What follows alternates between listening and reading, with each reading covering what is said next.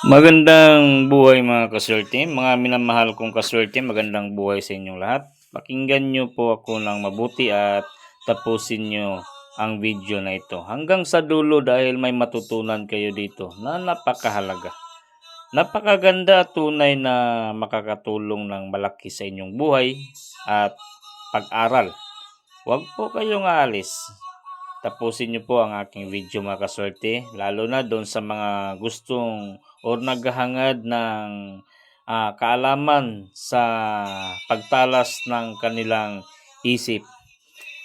Huwag po kayong alis, tapusin niyo po yung aking video. Pakinggan niyo po ang lahat ng sasabihin ko.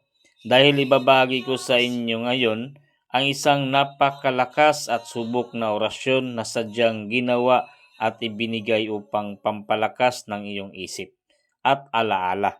Ito po ay banal, puno ng kapangyarihan at siguradong gagana kapag inyong ginamit ng may pananampalataya. Ito po ang orasyon pampalakas ng memorya at talas ng isip. Napakadali lamang itong gawin. Sambitin o bigkasin nyo lamang ito bago kayo matulog sa gabi nang malumanay, malinaw at buo ang inyong tiwala sa Diyos. Ito po ang mga salitang puno ng bisa at lakas. Pax Domini Nostri Angeli Domini Domini Domini Persicut Deus Sempiterni Omnipotente Grigo Vata Jesus o Ziri Noctum Salvami Ego Verbum Christum Pactum. Ang isip ko'y napakatalas, mabuti akong umalala, madali akong magsaulo aom. Alamin niyo po ang kapangyarihan nito. Kapag binigkas nyo ito ng tapat at may paniniwala, tiyak na lalakas ang inyong alaala. Magiging napakatalas at malinaw ang inyong isip. Magiging mabuti kayong umalala ng anumang bagay at lalo kayong madaling magsaulo at unawain ang lahat ng inyong pinag-aaralan o ginagawa. Mawawala ang pagkalimot. Mapapalitan ito ng linaw at talino. Ito po ay galing sa dakilang kapangyarihan, ligtas, walang masama, at sadyang para lamang sa inyong kabutihan at pag-unlad.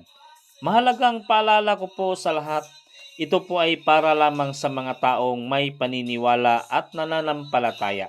Kung naniniwala kayo sa kapangyarihan ng Diyos at sa bisa ng mga banal na salita, ito ay para sa inyo.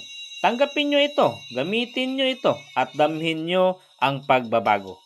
Sa mga taong bastos, sa mga bashers ko dyan at sa mga makadiyos man o hindi sang-ayon sa aking paniniwala at itinuro, naway makaroon kayo ng sapat na respeto sa aking paniniwala. Sa aking paraan at sa mga bagay na aking ibinabahagi, hindi ko kayo pinipilit na maniwala, hindi ko kayo pinipilit na sumunod o gumaya, kaya hinihingiling ko rin po na huwag nyo akong husgahan. Huwag kayong magsalita ng masama at huwag kayong mangbabagsak. Kung hindi ito para sa inyo, kung hindi kayo sang-ayon, dumaan na lang kayo ng payapa at tahimik at huwag na lamang pansinin ang aking mga gawa. May kani-kanyang tayong paraan ng pagkilala at paglilingkod sa Diyos. Respeto lang po ang tanging hinihingi ko sa inyo. Sa inyo naman po na ginaganahan na nakakatulong at nagkakaroon ng pag-asa at pagpapala sa aking mga video, maraming salamat po sa inyong pagtitiwala at pagsunod. Huwag niyo po itong sarilinin lamang.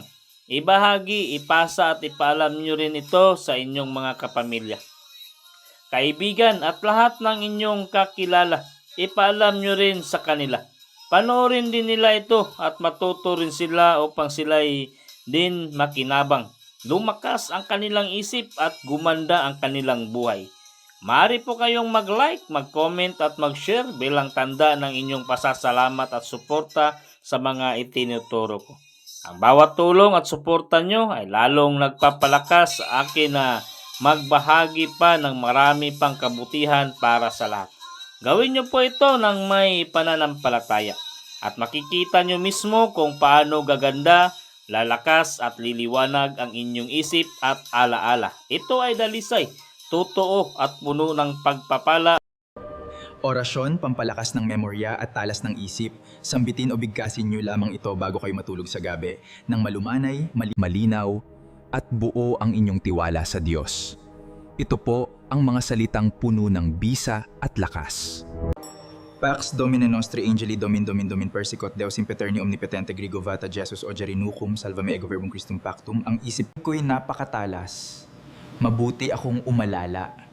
Madali akong magsaolo.